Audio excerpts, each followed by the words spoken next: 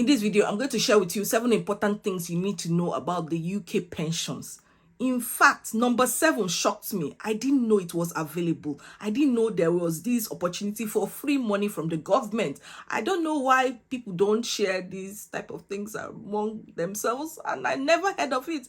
I've spent almost 10 years in the UK, and I heard about this for the first time this year. I felt, yeah, let's make this video. Let me share this with you so that you are aware, you take advantage of opportunities around you. Now, if you're meeting me for the first time, my name is Cynthia. I share information that will help your transition abroad to be as smooth as possible. I share information about pension, taxes, retirement, investing, anything that has to do with money. Then subscribe to this channel. Without the right tools, without the right information, you will not grow wealth. You won't be able to save your money, grow your coins, and establish generational wealth. That's one thing I'm about on this channel. Please share this video with your family and friends. They might not know about this and it could help them. Without wasting time, let's get into this video. Number 1 is that your state pension is different from your workplace pension. When you make national insurance contributions, you are contributing towards your state pension. But your workplace pension is what your employer prepares for you. There are people who are teachers, they have the teacher's pension, university pension, but there are just different types of workplace pensions. And it's your responsibility to make sure all of them are in one pot. You might have worked for different employers. Your job is to gather all of them in one pot. I'm going to make a video about how to trace all your pensions, because I have pensions in different places, and it's always good for you to, bring them together and know where they are, so that you don't get mixed up. You don't want any problem in the future. The next thing you need to know is that to qualify for state pension, you need to have worked for up to 10 years. Now, if you are living in the UK and you decide to relocate to another country, sometimes people do this. They continue to contribute every year so that they can qualify in 10 years. For example, if you're living in the UK maybe for 6 years and you decide to relocate, you will not qualify for the state pension. So what people do is that when they live abroad, they will pay voluntary national insurance contributions for 4 years so that they can qualify for the state pension when they retire. So this is what some people do. I don't know why some content creators are not sharing information about this, whether they are doing it or not. I'm not sure, or maybe they are not aware. That's one thing you have to know. Now, you will qualify for state pension, but not the full state pension. That is number 3. To qualify for full state pension, you have to have worked continuously for 35 years.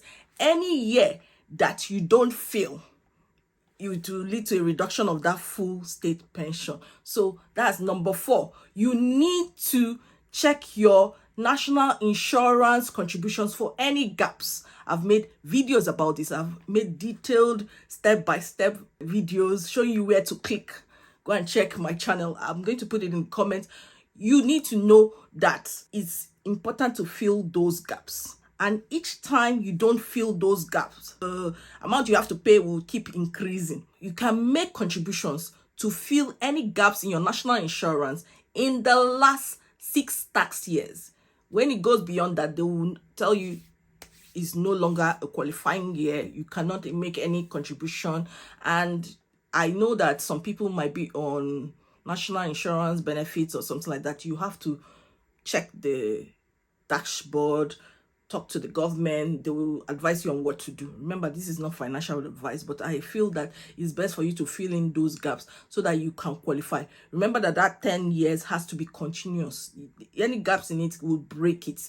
So yeah, it's when it's between 10 to 35 years. That's when, if there's any gap, you can still qualify, but the amount that you qualify for will be reduced. Number 5 is for those people who want to travel out of the UK. Maybe I'm moving to Africa and you're wondering what happens to my pension.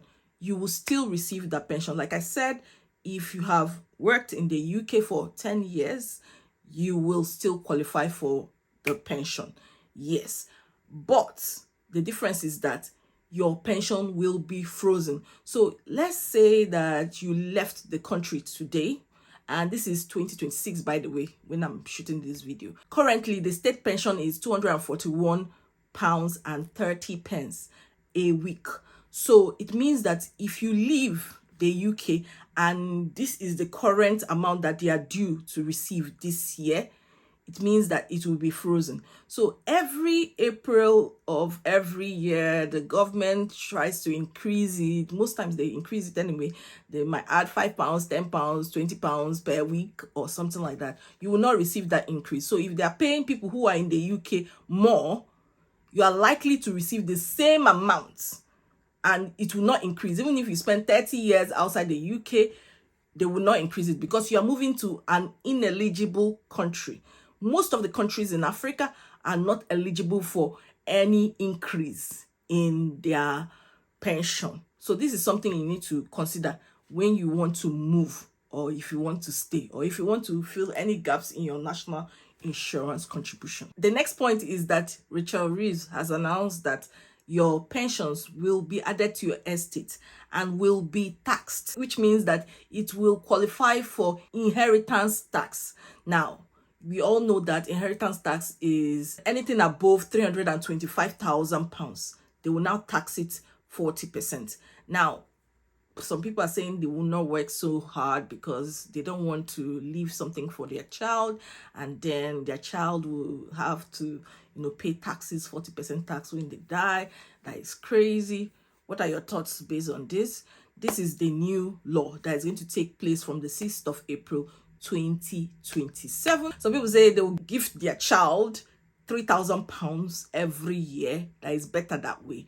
And you know that this option is available for those people who want to pay that money into their child's pension. You can gift your child £3,000. The government will top up on that money. It's a nice pension pot you're building for your child. The final one is the one that I wish someone told me, is about SIP, self-invested personal pension. Nobody told me about this, and I feel so sad that I have not started this for a long time. Now, what is self-invested personal pension? It is when you have a pension pot that the government contributes towards, and guess what? You can choose the stocks and shares and whatever you want that money to go towards. You can control it. Now, let me explain this to you. Your pension generally is something that has not been taxed. So once you put £80, because it's already been taxed, and you put that £80, the government will put £20 on top of it. For every £80, the government will put £20, making it 100%. You can now invest it. Trading 212, the app I use for my investment, has that option. It has the option for you to, be on it, choose the stocks and shares you're interested in, and move on with your life. Some people say they use the invest engine. Some people who are self-employed entrepreneurs, they use such a thing to, build wealth. The beauty of this is that you can invest up to £60,000 in a tax year, and you can backdate till the past 6 years. So it's beautiful.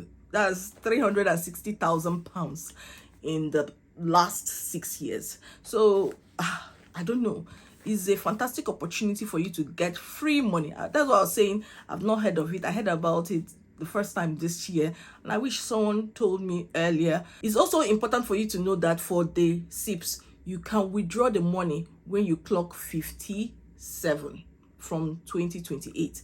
For now it's 55, but we are most likely to retire after that, so it's going to be 57. Now, for your state pension, you can withdraw the money from 65 if you're a female and 67 if you're a male. They want to increase it. They will keep pushing this because people are living longer. It's the normal thing that they have been doing. And for your workplace pension, is the same thing. That's 55 now, but from 2028 it's going to be 57. And remember, take care of yourself before you take care of your children. That's why the last option I'm going to talk about is your junior SIPs, because for you cannot borrow to retire, but your children can borrow to attend college, to attend university. And that is why you can always open a junior SIP for your child. It gives them that edge. It prepares them for retirement. They can unlock that when they clock 57. You can start with little money. You know, the earlier you start with these things, the better for you. You can start with 20 pounds. It doesn't matter. Little money. You put it in there. You prepare them. God willing, everybody's alive. They are healthy. You know, things work out. They have been set up for life. They are prepared. They will not struggle. No matter what AI brings along the way, even if they have a job challenge or anything, they will not struggle. They will be well taken care of. This is an opportunity for people who have kids with disability. You can plan well in the UK. I hope you benefited a lot from this video. I'll see you in my next video. Bye-bye.